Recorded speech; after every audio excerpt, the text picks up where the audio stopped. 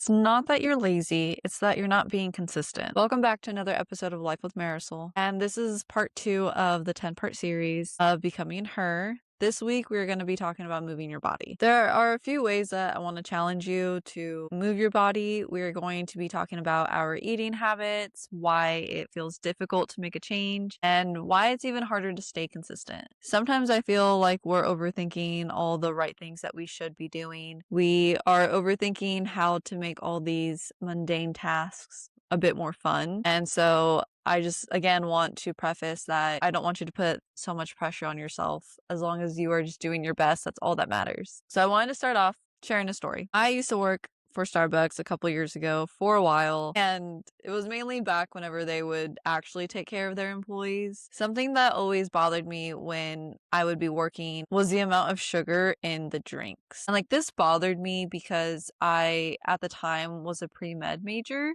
and I was taking a nutrition class. So I was learning about the basic concepts of nutrition, what it means to be healthy by night. And then by day, I go work at Starbucks and I'm making these drinks that customers are requesting that are pretty much full of sugar. There's almost no coffee in a drink. More than likely, when you order a standard drink from Starbucks, you end up modifying it to your liking. And people would modify it so much that I felt almost guilty that I was partaking in it. So the more education that I was getting, the more it started to shift my perspective about my current job, because it felt like I was harming people, which was the opposite of what I wanted to do. At the time, I had plans to become a physician's assistant. So I felt like, how can I plan to help people when I am essentially harming people by making these sugary drinks? I felt as if it was going against my own morals because I could see that they were feeding it to their children, these super sugary drinks. And I understand, giving your kid a cake pop, sure. But no, when you're on the other end of it and you're making the drinks, these people are getting very creative and it just felt wrong. I mean, I was doing a job at the end of the day and I participated. They paid. That was a transaction. But again, for the long run, it felt like it was going against what I wanted to do in the future, if that makes sense. So I took it personally and I decided to try to really take care of myself at that point. I was going through many changes during that time period. I went through a very traumatic breakup. I moved states back to my hometown and I was going back to school. And although I couldn't change the entire world, that's whenever I really started to learn to try to change what was in my own control. And namely, that was making sure that I was taking care of myself. Because honestly, I felt like I had a responsibility to do so, which sounds obvious, but staying committed to my new habits was extremely difficult at first, especially because I wasn't exactly sure where to start. But I knew that I just had to start somewhere. And sometimes that's all that really matters. I'm not going to say to cut out sugar completely. That wasn't the point of the story. But being in that environment, it was real world consequences in action in real life. During this time at Starbucks, I was obviously getting free coffee, which was a major perk, but I was not taking care of myself correctly. I was surviving off caffeine, nicotine, and a lot of bad choices. Slowly becoming more aware of the lifestyle choices that I was making was not sustainable long term. And if you're still in this cycle, then you're in the right place. And I totally get it. I honestly felt like I was having an eating disorder because I was forgetting to eat, or the caffeine and nicotine would curb any cravings. I was shaking for moments at a time, and I wish I didn't get to that point. But what matters was that I was choosing to make a change in those habits. With the nutrition class, with working at a job that was making people sick, I knew that I had to make a change in my choices or else my life wasn't going to look pretty years down the line. During this time, one of the habits that I also started doing was going to the gym. And I was never a person who consistently went to the gym, but for the first time, I was actually sticking to that habit. I haven't always been an athletic person, but I knew that I needed to start working out and attempted to start lifting weights. But guess who had no idea what she was doing? I mean, how could I? Nobody ever showed me. I thought that I could just show up and review some saved videos that I saw on TikTok or online. It was this new and nerve-wracking feeling, but eventually I was a little bit too uncomfortable to pull out my phone to try the workouts. I think it was one of those fear of being seen moments, and I realized that if I didn't do something different, there was no way that I was going to be able to keep this habit consistent. And we all know how important it is, especially for women, to gain strength, to lift weights. And I didn't want to be wasting my time or my money because I was avoiding going to the gym. So one day I saw that there were classes that were offered at the gym. And I thought, why not follow an instructor? Best decision. I was scared the first time that I showed up. It was a lifting class. And honestly, there were only other women who showed up, which made me feel more comfortable. It was like a lifting class that also did like other workouts for your core. It was about an hour long and you were in a separate room in the gym. And because only really women signed up, it really felt like a very safe environment. And honestly, that was the reason why I kept coming back. I don't like the environment of gyms.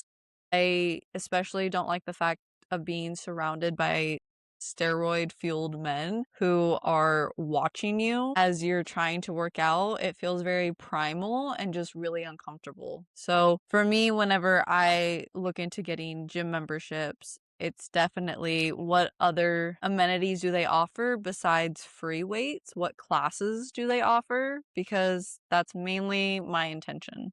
That's mainly where I'm gonna go. You see, in order to set yourself up to be consistent in a new activity, you need to be able to feel comfortable and most importantly, to feel safe. There's always gonna be nerves when you start something new, and that's unavoidable. What I mean is, if you feel like you can't feel comfortable, why would you go back to that environment? You probably wouldn't. The same thing happens if you try a new Pilates class and the instructor is creating a hostile environment, one where it doesn't feel right to go back to. If they're yelling and saying passive aggressive remarks or just an overall negative vibe in the air that doesn't grow a healthy habit, if anything, it can make a really bad impression on the activity overall. And I don't want you to feel rejected from the environment. And unfortunately, it's already incredibly difficult to decide to change and try to become a better version of yourself. So the last thing that we all need is to be in an environment that isn't inviting new habits to form, because oftentimes we don't even know where to start. But just making the first step to go is what matters, because it gets easier every time after. But that's why this series is here, to be able to help guide you in that direction.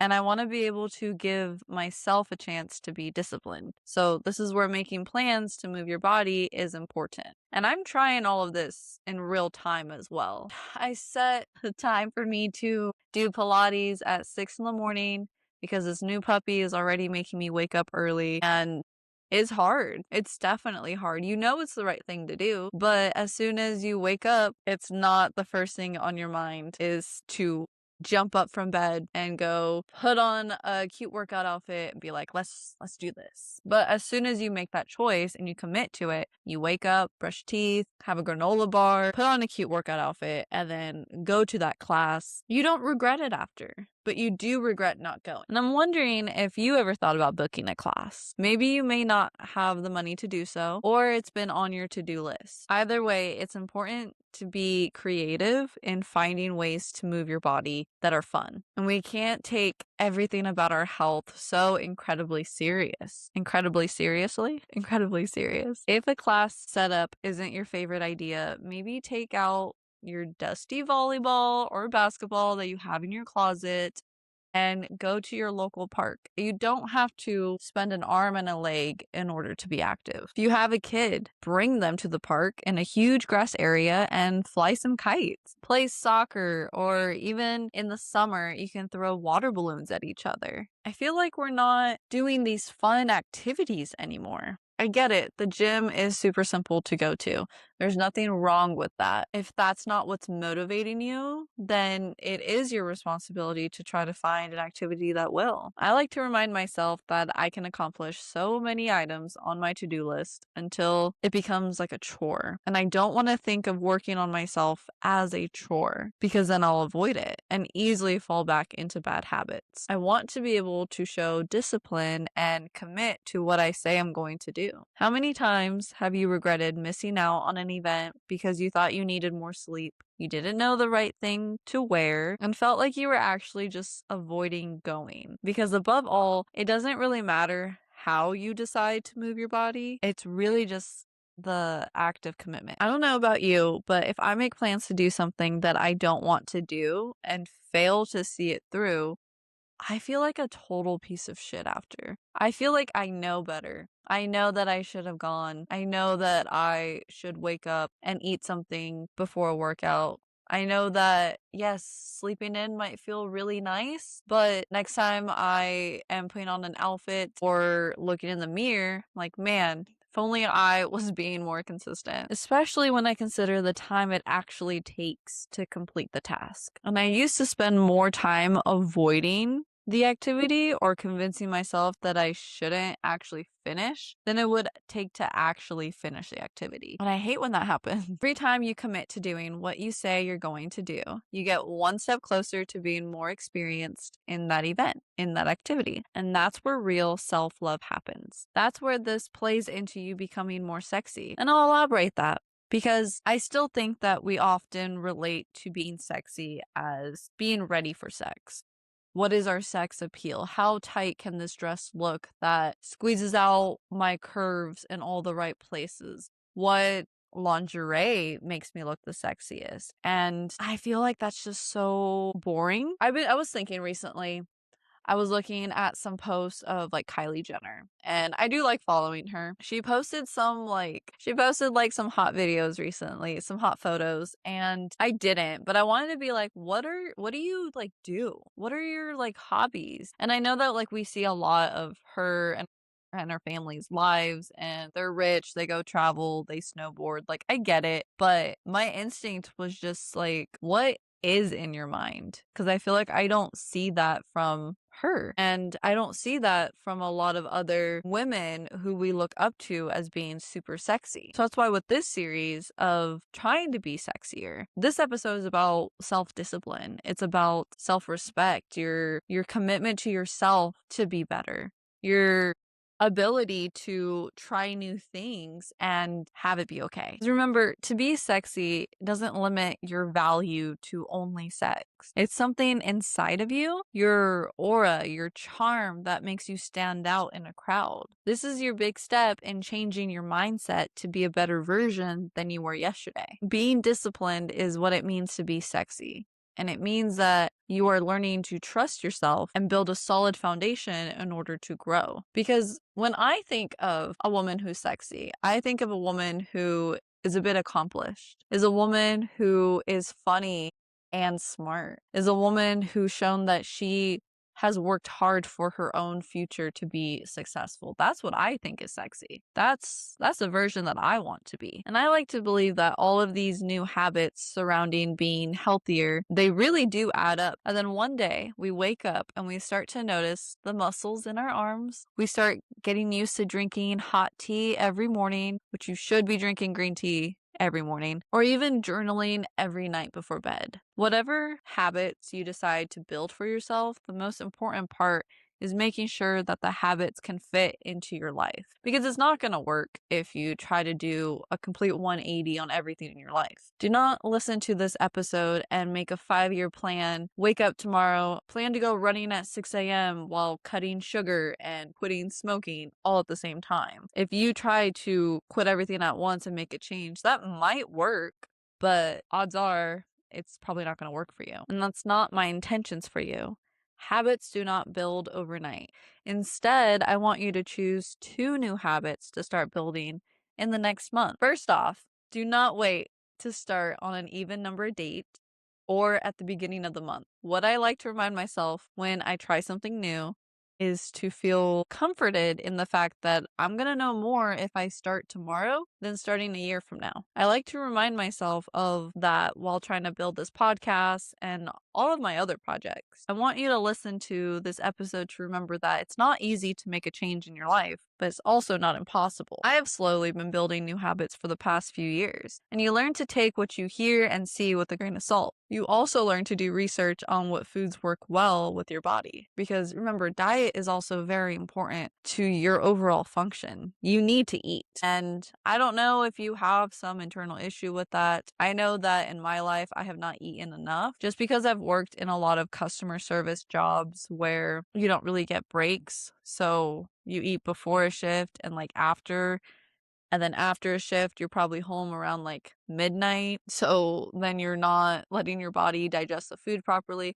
It's just an entire mess. Diet is super important. And that's what I've been focusing on the past few years, especially because I was recently diagnosed with PCOS. So I've been maintaining an anti-inflammatory diet. And that has helped immensely. But I wasn't able to relearn everything overnight either. I've also been working out consistently and trying to cook almost all the meals that I make at home. Overall, I am finishing these actions that show myself that I care for my well-being. No one is going to show up and force me to be better or to not eat the entire bag of Takis in one sitting that I have done far too many times. I have to have the discipline to know where my limits are and also where to break them. I won't be giving up brownies anytime soon, but I also won't be making them more than twice a week. I will be starting Pilates this week and documenting the journey because I need to try something new in order to be active. All of these habits that you want for yourself should help you in the long run